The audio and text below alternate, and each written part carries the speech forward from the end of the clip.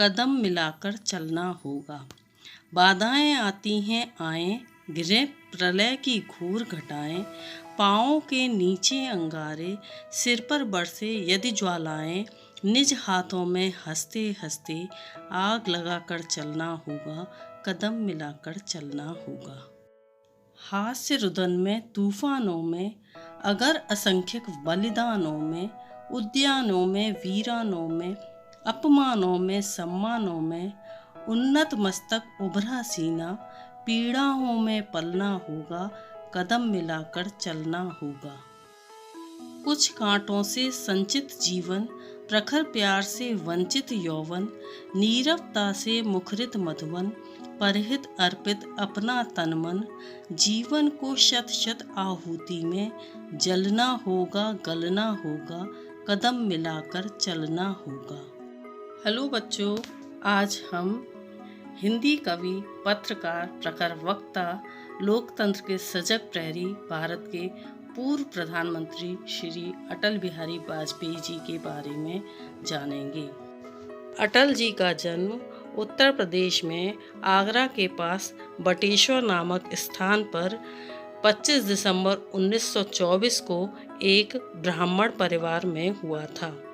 इनके पिता का नाम श्री कृष्ण बिहारी वाजपेयी था तथा माता का नाम कृष्णा वाजपेयी था। इनके पिता ग्वालियर में एक अध्यापक थे। इनके पिता अध्यापक होने के साथ साथ एक कवि भी थे। अटल जी में काव्य का गुण वंशानुगत परिपाटी से प्राप्त हुआ। अटल जी ने बीए की शिक्षा ग्वालियर के विक्टोरिया कॉलेज से प्राप्त की।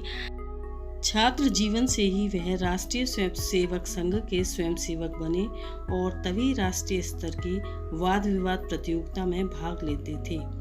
कानपुर के डीएवी कॉलेज से राजनीति शास्त्र में एमए उत्तीर्ण करने के बाद कानपुर में ही एलएलबी की पढ़ाई प्रारंभ की। एलएलबी की पढ़ाई बीच में छोड़कर निष्ठा से संघ के कार्य में जुट गए।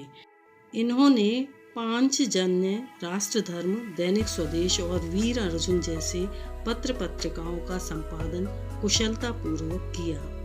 राजनीतिक जीवन।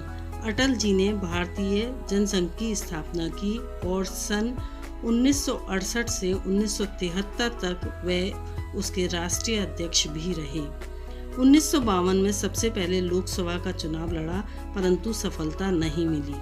सन 1957 में बलरामपुर से जनसंघ के प्रत्याशी के रूप में विजयी होकर लोकसभा में पहुंचे। सन 1957 से 1977 तक 20 वर्ष तक लगातार जनसंघ संसदीय दल के नेता रहे। मोरारजी देसाई की सरकार में सन 1977 से 1979 तक विदेश मंत्री बने रहे। 1980 में जनता पार्टी से असंतुष्ट होकर उन्होंने भारतीय जनता पार्टी की स्थापना की। 6 अप्रैल 1980 में भारतीय जनता पार्टी के अध्यक्ष बने। 2 बार राज्यसभा के लिए निर्वाचित हुए। 1996 में अटल जी ने प्रधानमंत्री के रूप में देश की बागडोर संभाली। 1998 को पुनः प्रधानमंत्री पद की शपथ ली। सन 2004 में भाजपा के नेतृत्व वाले राष्ट्रीय जनतांत्रिक संगठन ने वाजपेयी के नेतृत्व में चुनाव लड़ा। इस चुनाव में किसी भी पार्टी को बहुमत नहीं मिला। वामपंथी दलों के समर्थन से कांग्रेस ने भारत की केंद्रीय सरकार की सत्ता संभाली। इसके बाद अटल जी ने राजनीति से संन्यास ले लिया। प्रधानमंत्री के रूप में कार्य। भारत को परमाणु शक्ति संपन्न राष्ट्र बनाना। अटल सरकार ने 11 और 13 मई 1998 को पोखरण में 5 भूमिगत परीक्षण विस्फोट करके भारत को परमाणु शक्ति संपन्न देश घोषित कर दिया।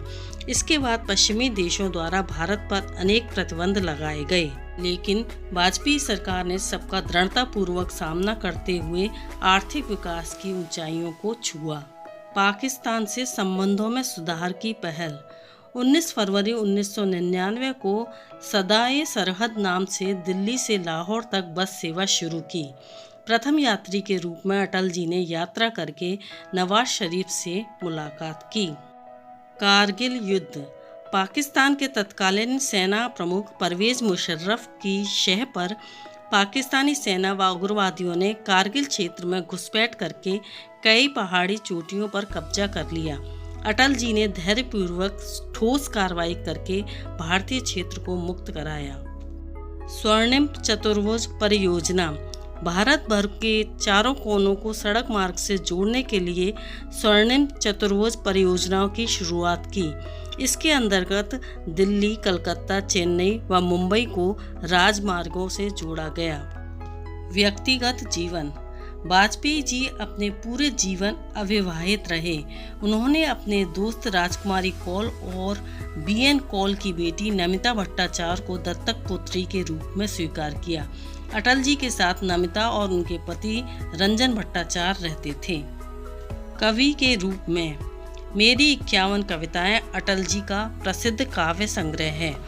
उनकी पहली कविता ताजमहल थी, जिसमें उन्होंने ताजमहल के कारीगरों के शोषण के बारे में लिखा है।